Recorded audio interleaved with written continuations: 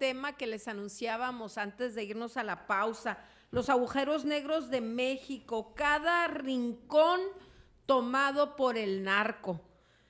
Muy buenas tardes, Alejandro, gracias por estar con nosotros. Buenas tardes, gracias Cintia y Daniel por el espacio. Un gusto estar con ustedes. Esto del narco en nuestro país, pues no es algo nuevo, pero se ha intensificado muchísimo. Así lo podemos ver con todo lo que está sucediendo y la inseguridad. ¿Qué es lo que han investigado ustedes, Alejandro?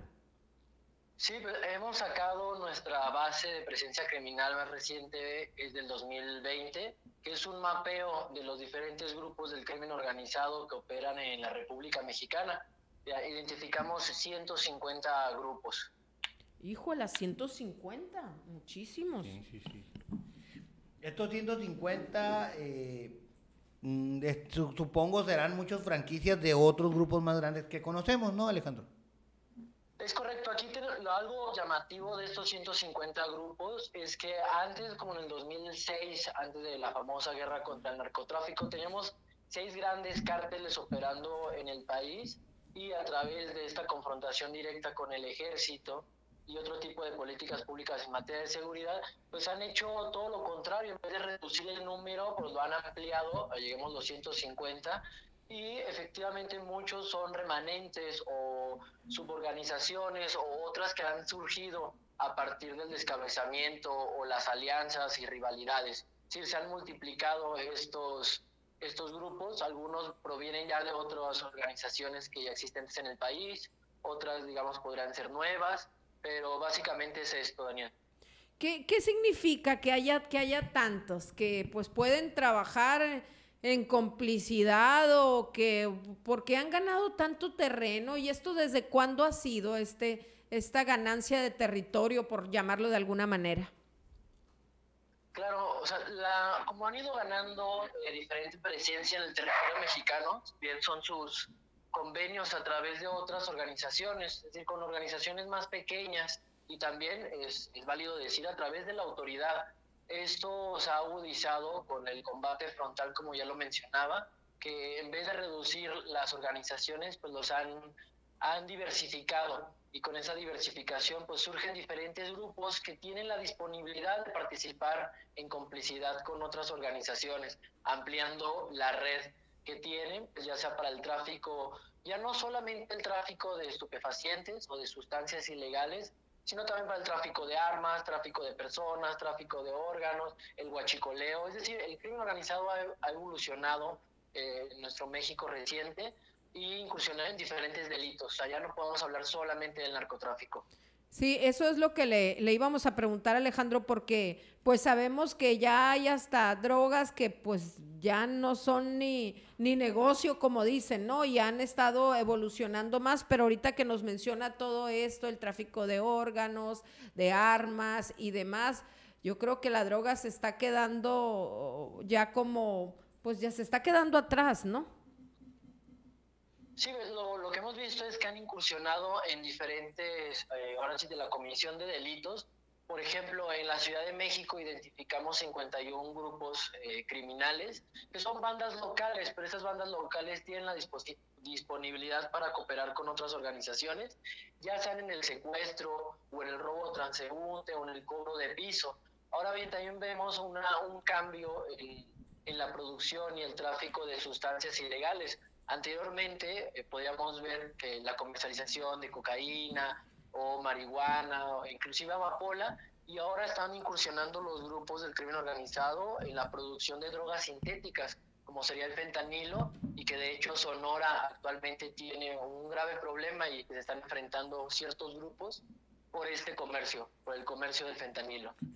Ahorita que estaba recordando esto, reflexionando sobre el tema, durante la pandemia hubo grupos criminales en Sonora que incluso se hicieron cargo de la venta de cerveza y de cigarros. ¿Te acuerdas cuando estuvo bien dura la crisis de la cerveza a principios de la pandemia, ya por mayo, junio? Hasta en los aguajes andaban los criminales aquí en Sonora.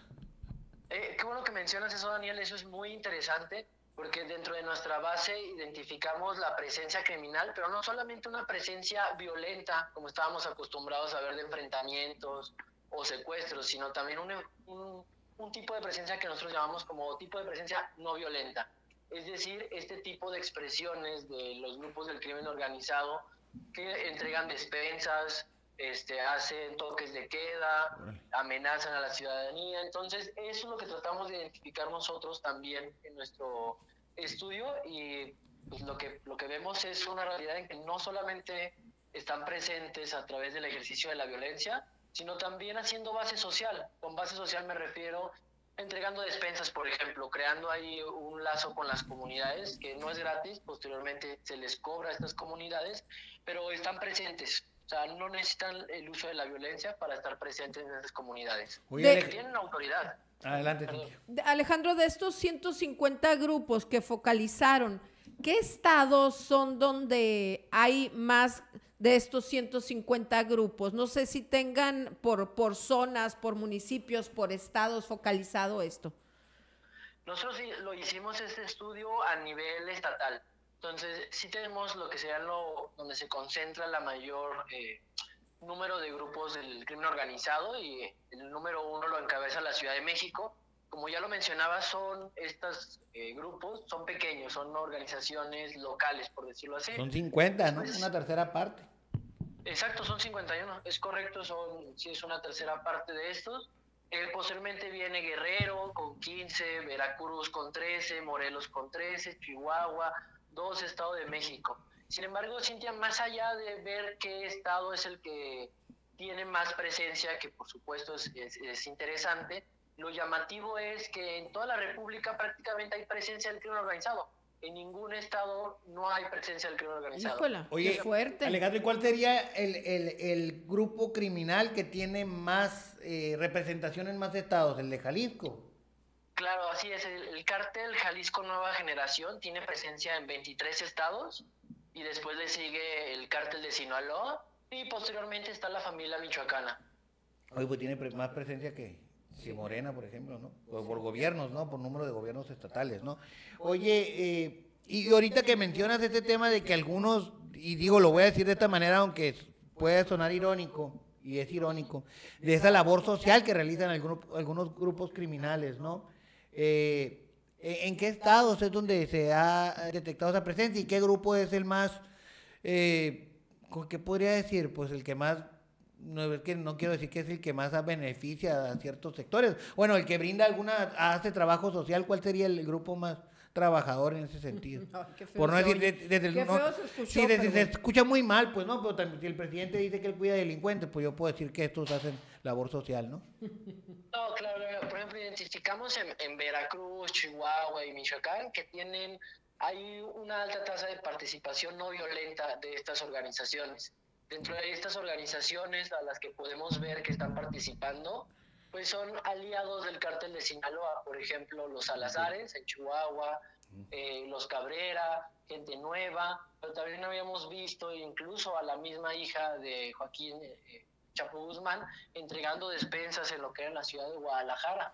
Entonces vemos que existe pues una entrega no sabemos si es por ausencia del Estado, pero sí es una disponibilidad de estos grupos por entregar despensas, o incluso hacer este tipo de toques de queda. Por ejemplo, en Veracruz, que es una de las siguientes zonas donde presenta más este tipo de presencia no violenta, tenemos a los Zetas, al cártel Jalisco Nueva Generación, al cártel del Golfo. O sea, con esto trato de decir es que son varios los grupos que han incursionado a partir de la pandemia, que no es nuevo, pero que han ido pues otorgando este tipo de presencia no violenta, porque no solamente fue entrega de despensas, sino también estaba pues la entrega de juguetes, o el Día de las Madres, o otro tipo de pues, bases sociales, es decir, ganarse a la comunidad.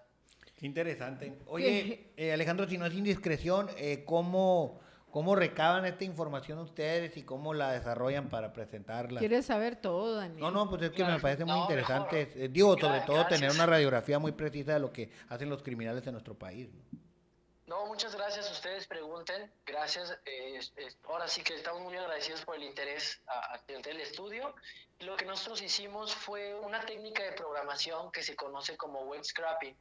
Lo que hace esta técnica de programación es extrae información de sitios web. Uno le menciona qué sitios web. Nosotros mencionamos medios de comunicación a nivel estatal, nacional e internacional, medios no oficiales, que sería como blogs, YouTube, ¿no? Videos, y medios oficiales, como podrían ser los comunicados de prensa de la autoridad.